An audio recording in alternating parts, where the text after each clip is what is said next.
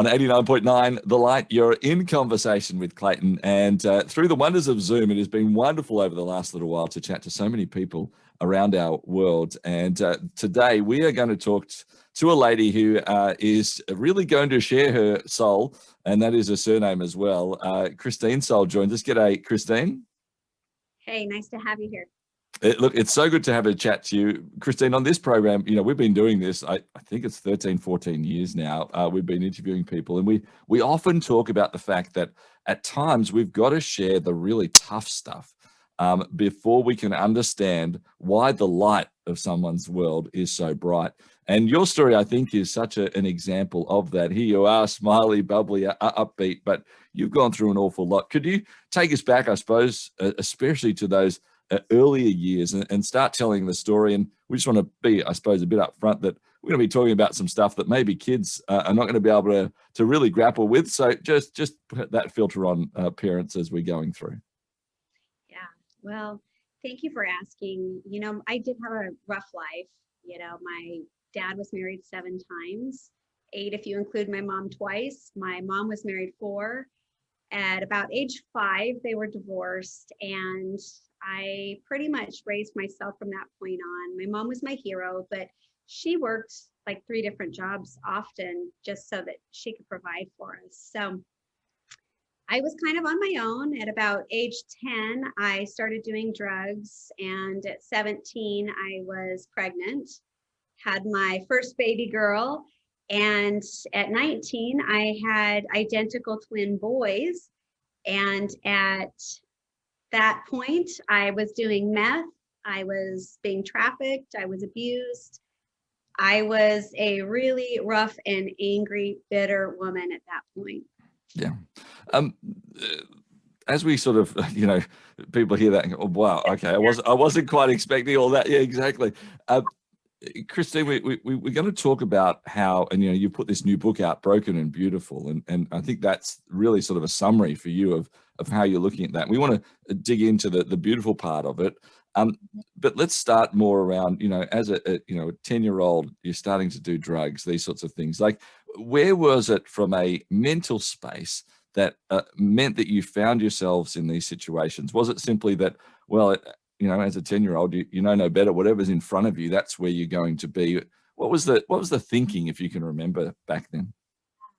You know, back in that season in my life, I went to 12 different schools, and I just kind of bounced from place to place. And I really sat there for about 2 weeks in my first school, and I would watch all of the kids in class. And I became what my environment was. And if I was in a school where it was cool to do drugs, I was the druggie. If I was in a school where athletes were the heroes there, then that's what I was. I went from one school where I was getting straight Fs to the very next school. It was cool to be smart. And I went from straight Ds and Fs to straight As and Bs. And it had absolutely nothing to do with my intelligence, but my environment. And that is something I am very passionate about, is people being in an environment and just truly knowing, you know, how much potential that they have within them. So those early years, I just really kind of got into what my environment was telling me. Yeah. And was the search, sort of the layer underneath that, a search for love because home life was hard? Was it a search for acceptance? Was there a specific thing that you think was the driver of that? Yeah. I wanted to belong. I wanted to matter. I wanted to feel like I had value. And so the way that I adapted was to find where I wouldn't get lost. And mind you, I am 4'10". So I was a little bitty thing when I went into a school. And so I kind of needed to, in my own mind, prove like, I can do this, like, don't mess with me. Because I was on my own and I needed to fend for myself. Yeah. As you said, you know, I mean, I think anytime that, you know, a parent divorces, gets remarried, there's a massive overhaul that occurs in life, in the way of living, in mental understanding and emotional understanding and spiritual parts. So for you to go through that so many times, was that something that sort of constantly was putting you through the washing machine of that emotion? Or did it get to a point where you go, well, here we are again, and I'm actually shutting myself off to this. I'm not going to let myself feel anything. Yeah, I really did. I was shut off to many things, and I numbed myself out in many ways.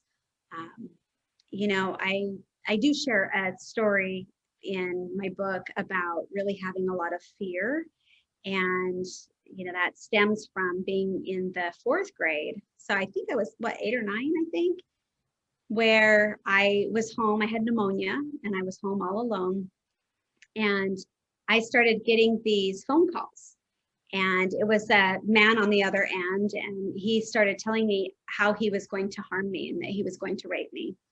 And it was terrifying for me as a little girl.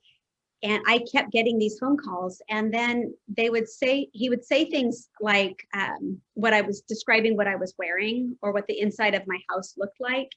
And he would say, you know how I know this? And I would say, how? And because I was in your house, because I was watching you. And, after many days of this, I finally had the courage to tell my mom, and she had the phones tapped, and we had discovered it was actually my stepdad that was newly married to my mom that was making these calls. And he immediately went to prison because he had just gotten out of prison for raping his daughter. And so for me, that led to this massive spirit of fear. I was fearful of everything and everyone. I had to look behind doors and under beds, and every time I went somewhere just to feel safe. And, I actually, as an adult, married to my husband, he had taken me to Beverly Hills, and he had a great surprise for me. He was doing a conference, and he says, I have this great surprise. I can't tell you what it is, but one thing, we have to switch hotels. Here's the problem. You have to be out of the hotel at noon. I'm not done with my show until 4. So just take my car, hang out in Beverly Hills, go to LA, do whatever, then pick me up. And I'm like, I'm dead. I'm going to die. and it was amazing because I was brand new in this whole Christian thing. I really didn't have this great knowledge of the Bible or relationship with Christ. I just knew I was terrified. And I got up the next day and I just started crying out to God. And you know what? I had the most amazing peace. It was absolutely incredible. So I start heading down the road, and I get to this area where I decide I'm going to go get some food at this fast food restaurant. So I go in there, and there's no place to order food. I'm like, this is so weird. And so I go to walk out, and there's this tiny little building right next to it. And I walk up to it. It's like a bank teller. It's got bank teller glass. And I'm like, I don't get it. And he goes, you're in gang territory and you need to leave immediately. And I went, oh, okay. I said, so I like a cheeseburger with some fries and a drink. And he's shaking his head at me. And I'm like, yeah, no, I want that. So while I'm waiting, 3 men approach the back of me, and one has a knife and he's flipping it and catching it. He's flipping it and catching it. And I get my food. I go to leave, and there's an outside bench. And so I sat down at the bench, and the guy with the knife stands in back of me, and the other 2 guys go to the right and left of me. And they're telling me all of these things that they're going to do to me. And it was like almost word for word what I heard as a little girl in the 4th grade. And I look at one and I said, so what's your name? And he'd start talking his talk, and I'd look at the next guy and I'd say, tell me about yourself. And he's talking his talk. Well, by the end of my meal, they were all sitting down with me, telling me about their lives. One of them had actually killed someone in self-defense. And it was amazing. They actually walked me to my car at the end of my lunch to ensure that I was safe from all of the bad guys out there. And it taught me so much that we're all just trying to find ourselves. We're all just trying to make it. And I think even after that, they discovered that women are human too. You know, that we're all people and we all deserve honor and respect. And so, yeah, so that's a lot of my life. Just a lot of fear, a Yeah. lot of unforgiveness, a lot of pain, but just watching how God could restore that and really set me free. Yeah. We're going to be back and hear more on that part of it with Christine Soule. She's the author of the book Broken and Beautiful. And I want to really dig into even part of that story right there of going from leaving that morning in that state of fear, but then being able to sit and ask those questions. What was the difference? And maybe that's something for you to hear and to understand from Christine next here on 89.9 The Light. 89.9 The Light, you're in conversation with Clayton, and the author of the book Broken and Beautiful, Christine Soule, is with me. And as we're maybe you're listening on air at the moment, or if you happen to be watching this a bit later on online as well, you'll notice that Christine never stops smiling. And that is truly remarkable as we hear this story, because Christine has gone through so much, as we mentioned earlier. If you are just joining us, with multiple divorces in the family, various aspects of being threatened in the end by her own stepfather, end up sending to jail, doing drugs, very, very early on in life, being pregnant and having kids, which is a real blessing, but obviously also a huge weight that occurs as well. And we heard just hearing a couple of moments ago, Christine, that even as an adult and as a married woman and going to meet your husband in a few hours' time, there was a huge sense of fear, and you found yourself in a gang part of New York, of LA, sorry, and here you were chatting with these guys, and by the end of this conversation, instead of threatening you, they were looking after you in the best way that they could. Can we just really sort of push down onto that for a moment as well? You said that it was high fear when you realized in this moment, from all of the experiences you had in your life up to that point, well, I just felt fear in that moment. And yet here you were, you stood there, you ordered your cheeseburger, you sat down. What was the change that occurred? Where was the moment where you said, actually, I'm not just going to jump back in the car and run off. I'm actually going to sit here and do something? Right. It is so hard to describe. Like I said, I was really new in this whole Jesus thing, but I knew that I trusted him. And all I could say is I was really just crying out that morning, and then I just had peace, that I knew I was okay. And you know what? I didn't know a whole lot of scriptures. I didn't know a lot of stuff, but I knew this. It was, if he is for me, who could be against me? And that was the one thing I just kind of stood on that. Well, if he's for me, who could be against me? I think I'm okay. And so here I am, with these 3 gang members, and I'm like, gosh, he's for me. So like, what are you guys? And so I really, when I sat down and I started, I looked them in the eyes, and I saw that they were broken people. And one of the things that I really tried to pull out of them is I would say, what do you want to do with your life? And the comment was, I'm going to take that guy out before he has a chance to take me out. And I said, no, I'm serious. And they're like, all 3 of them are like, yeah, we are serious. And I realized something, that they forgot how to dream. They've somewhere down the road, because of their own brokenness, they're just trying to survive. And when I looked them in the eyes, I didn't see bad, evil people. I saw people that were wounded. And I really try to take that with me in every area of my life today. The bitter, ugly people, they need love. Yeah. And I think one of the remarkable parts of your story is that really it's a reminder that all of us, none of us are perfect, right? That none of us are, whether it's circumstances that occurs through, whether we've made choices ourselves, that we're all broken, but we are also all beautiful as God looks after us and steps through, even in the midst of all of that brokenness and ugliness and the tough stuff of what might come through in life. I think there's a huge inspiration in that. Christine, I do want to spend a fair bit of the rest of what we're talking about on the work that you are doing now and the hope that you're providing. But to touch off on one other part, which I think is, what's the right phrase? I'm not quite sure, but fascinatingly awkward and fascinatingly terrible at the same time was a moment when you were younger, when you discovered that your adoptive father was actually, well, actually, maybe you better explain the story. Could you do that better? Because that is fascinatingly awkward. Exactly. I didn't quite know how to get there. Yeah. No, not many people know how to wrap their head around that one. Okay, so that was dad number 2 that I had told you about before. Dad number 3 was the one who actually adopted me. He was the one that for the first time in my life, I felt like, wow, I've got a family. I have love and support. And, one day I wasn't feeling well. I walked downstairs and I discovered that my adopted father was having an affair with my sister. So that threw me a bit. I was the one, I had to go and tell my mom. Oh, and that was one of the hardest things I've ever had to do, because that absolutely crushed her.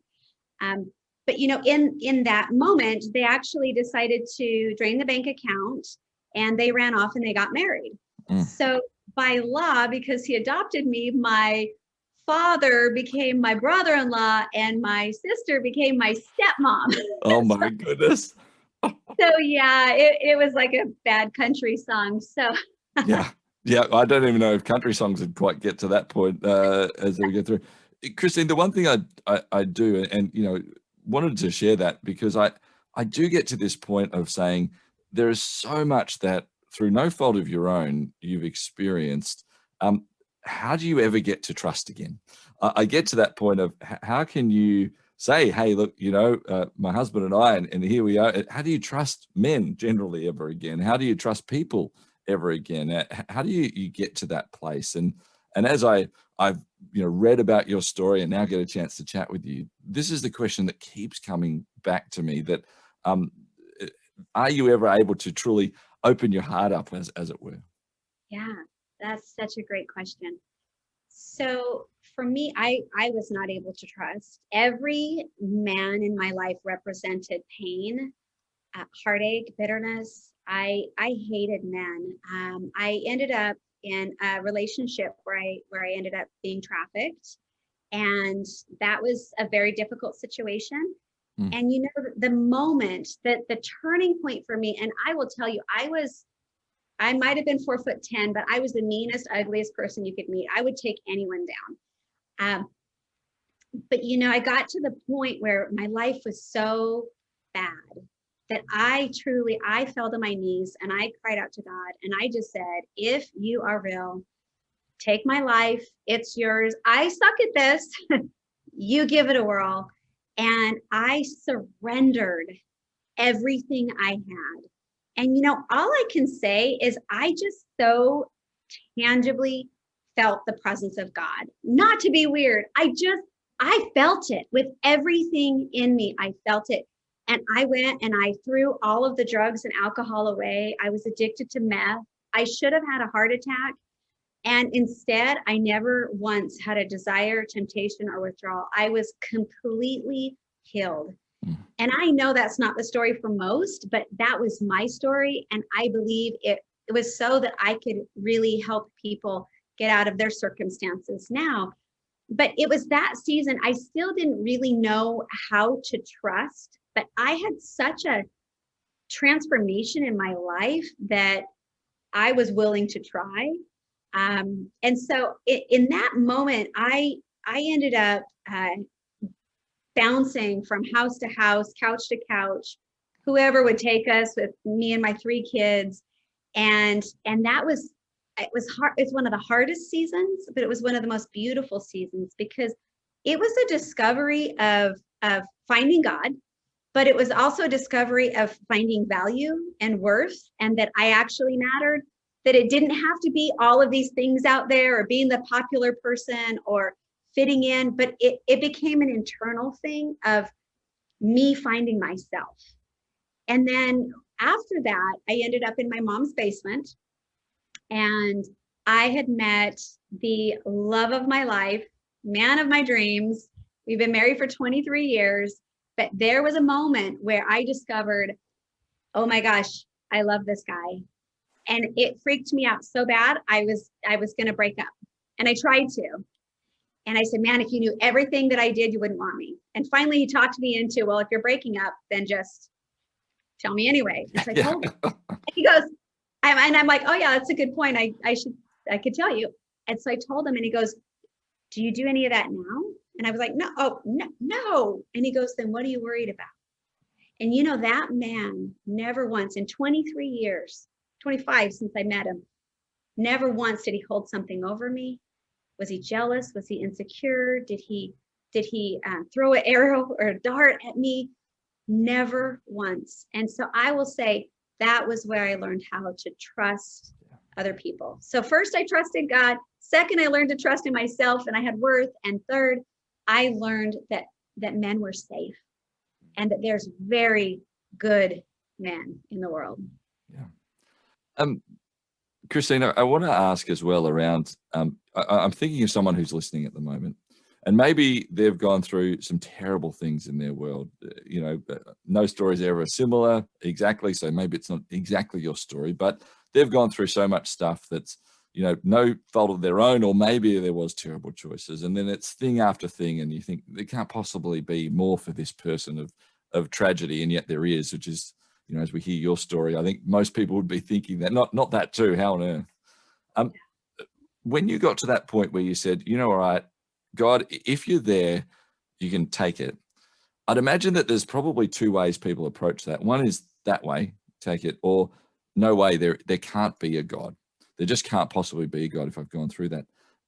For someone who's perhaps in a situation of deep tragedy and gone through a whole lot of stuff, how do you, I'm sure that you're saying, hey, go to the part that says, God, if you're there, take it all. But how do you, if I'm sort of thinking those two things, how do I get to that place? Oh man. If I were talking to one of your viewers, I would say, if you've gone through a lot in your life, congratulations. Congratulations, because you are strong, you are courageous, you are an overcomer. Look at all that you have made it through. And I believe with everything in me that those people who have experienced great trauma are specially picked to truly impact multiple people, multitudes of people, I should say, because there is something in you that creates a compassion, a passion for people and that particular situation. So I would say there's actually a scripture I'll say, it's you take what the enemy did for evil and you allow it to be turned for good. So if you want to sit in the pain and you want to sit in the unforgiveness, if you want to sit in that brokenness, you can do that. But you know what? Whoever broke you wins. How about defeating them by taking that pain, that very source of pain, just like the pain from being told I was going to be raped, into a victory. I lived in fear, but it became a victory of boldness for me because I was able to overcome that. And, in every circumstance, I believe without a doubt that you can impact people's life as a result of that. Yeah. And so go for it. Start talking, share your story, because your story has impact in other people's lives. Yeah. And if right this moment you need to share that story, if you need to ask questions, if you need to be where you need to chat through, and there's no one around, that's why actually this radio station has our care line, which is there for you every day of the year. Doesn't matter if it's a weekend or a public holiday. We have people there ready to just hear your story. If that's all you need to do is just talk it through at the moment. If you need to have someone pray for you, whatever it might be, they're not going to force anything on you. Their number, 9583 2273 9583 care, if you use the letter pad on your phone. And they're there for you right now as well. Christine, one of the questions I often ask, and it seems to reveal so much from everybody as they go through, is someone who's written a book. You've written this, Broken and Beautiful. The opportunity really was for you to say, well, you know what? This is my story, and I'm sure going through it and writing it down brings up a whole lot of stuff. You could have just said, well, I've got through it and I'm just living my life now. But there was a purpose for it. And so when someone flips that last page of your book and they sort of put it away, what are you hoping that they walk away with? I hope first and foremost, I think the greatest compliment that I've heard in someone reading my book is they said, I'm not into that whole church thing. I've been really hurt and that's not my thing. But she said, but I want to know the Jesus you know. That's what I want to know. And I think that would be the greatest gift, I think, is for someone to know that there's a God out there that radically loves them. And when you surrender your life to him, oh, what he can do. I mean, to save a wretch like me, I don't know how I get to live this life, but it was truly like he was going, yep, you suck at this. How about you try this life now? And I mean, I don't know how I get to live this life, but it's really in trusting him and releasing. I don't have to know it all, figure it all out. I didn't even graduate high school. I wrote a book and now I'm a CEO of a nonprofit organization. Who'd have thought? But you know what? It's just having the willingness, the willing heart to just allow God to do something really cool in your life. Yeah. I say every day, God, do something crazy good today. And he does. That's fantastic. What a great, short, sharp prayer as well. I think that's fantastic. And wherever you might be on that faith sort of understanding or no understanding of Jesus in your world, hey, that sort of a prayer, I think, is something worth trying, at least as you go through too.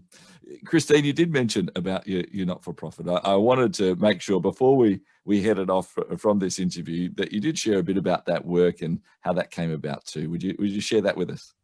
Yeah. So, I went from extreme poverty to marrying a man who owned a software company with the biggest heart in the world. And so I got to walk into a life of philanthropy and a heart of generosity and being able to help people. Until about 3 years ago, I was driving down the road and I just felt like God said, turn the car on, go talk to that woman. And I'm like, what woman? And sure enough, there's a homeless woman sitting on the side of the road. So I pull over, we talk for about 2 hours, and she literally shared my same story. I mean, the girl less than 2 years later had identical twin boys. I mean, it was an identical story. I was so freaked out.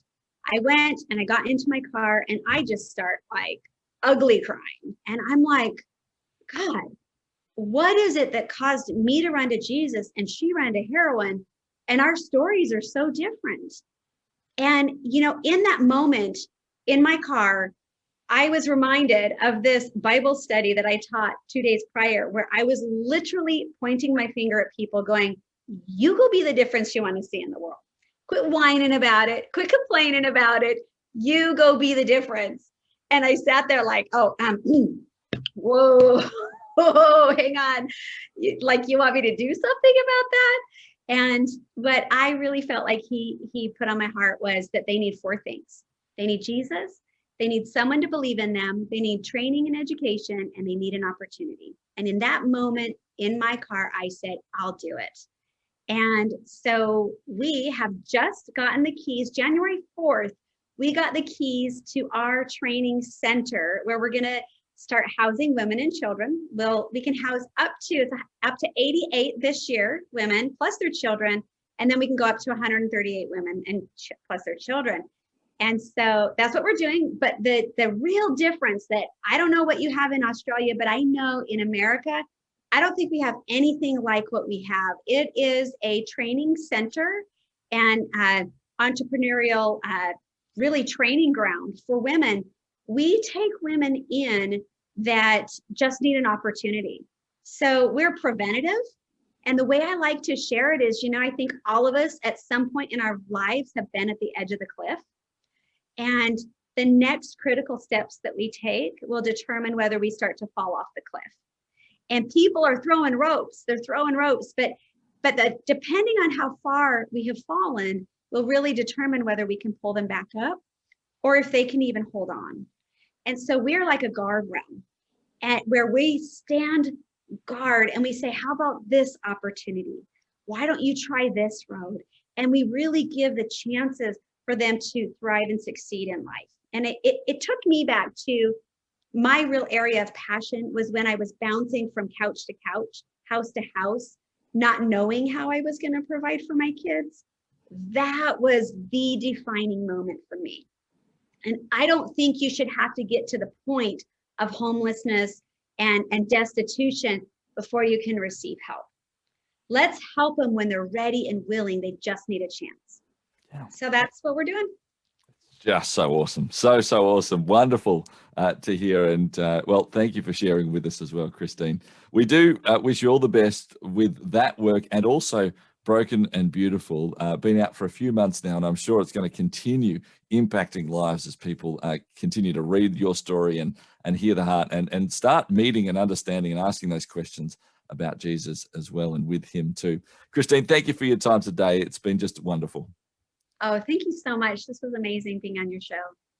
Christine Soule is my guest. She's the author of the book Broken and Beautiful, here on 89.9 The Light. 89.9 The Light. Positive Radio.